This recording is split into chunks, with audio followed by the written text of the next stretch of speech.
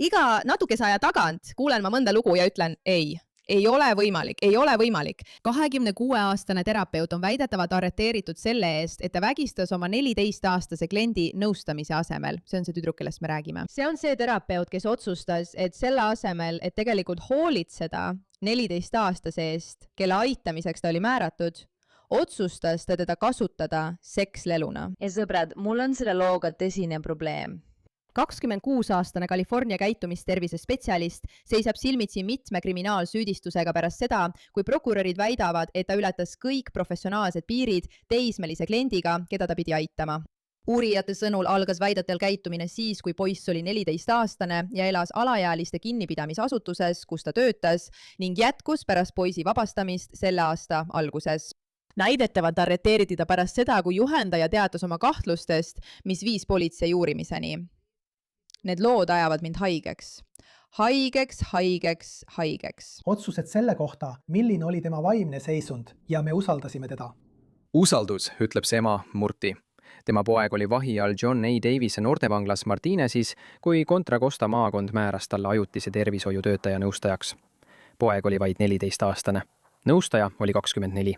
See naine kasutas mu lapse kõige haavatavamaid hetki, et teda enda võrku meelitada ja panna teda uskuma, et ta on tema tüdruksõber. Advokaadid ütlevad, et väidetav sihipärane võrku meelitamine kestis umbes 2 aastat. Kui teismeline selle aasta aprillis vabastati, oli ta 17-aastane ja endiselt kriminaalhoolduse järelevalve all. Nüüd esindab perekonda üleriigiliselt tuntud kodanikuõiguste advokaat John Burris. Nõue, mille tema büroo esitas esmaspäeval, ütleb, et nõustaja jätkas teismelisega kohtumisi teraapia ettekäändel ning alustas seejärel temaga seksuaalset kontakti. See süüdistab ka maakonna ja osariigi töötajaid selles, et nad ei märganud ega teatanud korduvatest hoiatavatest märkidest. Vastutus iga juhendaja eest, kes selles süsteemis on teatamiskohustusega isik ja kes jättis aastate jooksul märkamata mitmeid ohumärke. Concordi politsei sõnul teavitasid kriminaalhooldusametnikud uurijaid. Politsei arreteeris endise töötaja selle kuu alguses pärast tõendite leidmist, mis toetasid süüdistusi seksuaalses suhtes teismelisega. Talle pole süüdistust esitatud. Me ei nimeta teda nimepidi. Ka Eyewitness News ei nimeta teismelise vanemaid, et kaitsta tema isikut. Teatamiskohustusega isiku koolitusest ei piisa. Ma mõtlen, ta on 26-aastane, mis tähendab, et ta alustas sellega, kui ta oli 23-aastane. Miks sa saadaksid 23-aastase terapeudi, kes vaevu oma nimegi teab, tegelema 14-aastase poisiga noortevanglas? Minu jaoks on see juba iseenesest psühhootiline. Aga mis selle juures tõesti vale on see, et me oleme nii harjunud, et vägistajad on mehed. Ja mõnikord kuuled neid lugusid ja mõtled, et siin on midagi nii sügavalt pervertset. See poiss on igaveseks traumeeritud. Ta on 14-aastane poiss, ta on noortevanglas. Ta on oma elu hävitanud juba 14-aastaselt. Ja see seksikas terapeut tahab temaga magada. Ja tema mõtleb, et on kõik võitnud. Ma olen maailma kõige õnnelikum poiss. Aga tegelikult teda kuritarvitatakse ja tal kulub aastaid, et sellest aru saada.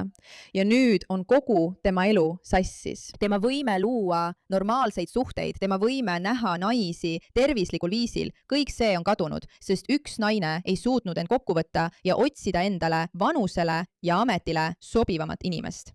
No mõtlen, mis asja tegelikult toimub. Et kaitsta lapsi.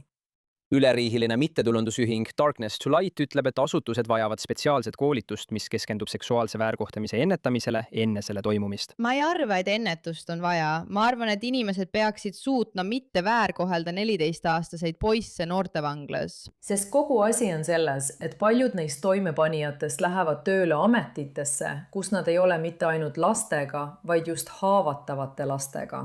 Eestkõnelejad ütlevad, et lapsed ei tunne sageli ära peibutamist või kardavad, et keegi ei usu neid, mistõttu vanemad jäävad hoiatusmärkide suhtes kahtlema. Mind huvitab, kas teil on sõnum teistele vanematele, kes võivad muretseda, et midagi sellist võib juba toimuda? Usalda oma sisetunnet. Midagi ütles mulle, et miski on valesti. Aga ma lükkasin selle kõrvale, sest ma ei suutnud uskuda, et sellises ametis töötav spetsialist võiks teha seda, mida ta tegi. Ja advokaadid otsivad nüüd võimalikke teisi väidetavaid ohvreid. See nõue on vajalik esimene samm enne, kui perekond saab maakonna vastu kohtusse kaevata. Maakond ütleb, et praegu ei saa nad rohkem kommenteerida. Kui jube, vastik ja südant lähestav lugu. Nii mitmel moel täiesti vastuvõetamatu. ma mõtlen, et tegemist on 26-aastase terapeudiga, kes seisab silmitsi kriminaalsüüdistustega pärast seda, kui ta väidetavalt manipuleeris teismelist poissi ärakasutamise eesmärgil. San Francisco Lahe piirkonna prokurörid esitasid endisele käitumisterapeudile Sofia Trotsile, see on tema nimi, šokeerivad süüdistused, sealhulgas ebaseaduslik seksuaalvahekord seoses ühe juhtumiga. See on lihtsalt hullumeelne. Ta on ilus, ta on noor, ta on karismaatiline, ta võiks ilmselt saada ükskõik millise mehe, kui ta seda tõesti tahaks. Aga ei. Ta läheb hoopis poisi kallale, kellega ta töötab. 26-aastane Sofia Trots töötas terapeudina San Franciscos ja oli tööl alaealiste kinnipidamiskeskuses, kus ta hakkas 14-aastast poissi ärakasutamise eesmärgil manipuleerima. Ja vaid 3 kuu jooksul pärast tema vabastamist noortekeskusest ründas Sofia teda korduvalt seksuaalselt. Sofia sai tema terapeudiks 2024 aastal. Sel ajal kandis poiss 2-aastast karistust Contra Costa Juvenile Hallis, mis asub Martinezis, Californias. Kuid pärast karistuse ärakandmist vabastati ta sel aastal. Aga ajavahemikus 1. aprillist kuni 14. juulini kasutas Sofia teda ära. Ja pea meeles, et ta on endiselt alaealine. Teine suur probleem, mida me sellistes naissoost kiskjate juhtumites sageli näeme, on see, et ta oli võimupositsioonil. Ta oli positsioonil, kus ta sai teda manipuleerida, olla tema ainus turvaline koht, teda ära kasutada. Võimud said vihje järelevalvekeskuse juhendajalt Sofia kohta, nii et ta arreteeriti lõpuks 14. juulil 2026. Ja poisi perekond on nüüd tegelikult esitanud maakonna vastu tsiviilhagi. Perekonna advokaat väidab, et maakond ei rakendanud piisavalt ettevaatusabinõusid, eriti noorte töötajate puhul, kes töötavad nendes järelevalve valdkondades nagu Sofia. Ja ei saa väita, et Sofia ei teadnud, mida ta teeb. See tüdruk lahkus ülikoolist. Ma usun, et ta käis Wisconsini ülikoolis ning tal on psühholoogiakraad ja kriminaalõiguse mõistmise valdkonna sertifikaadid.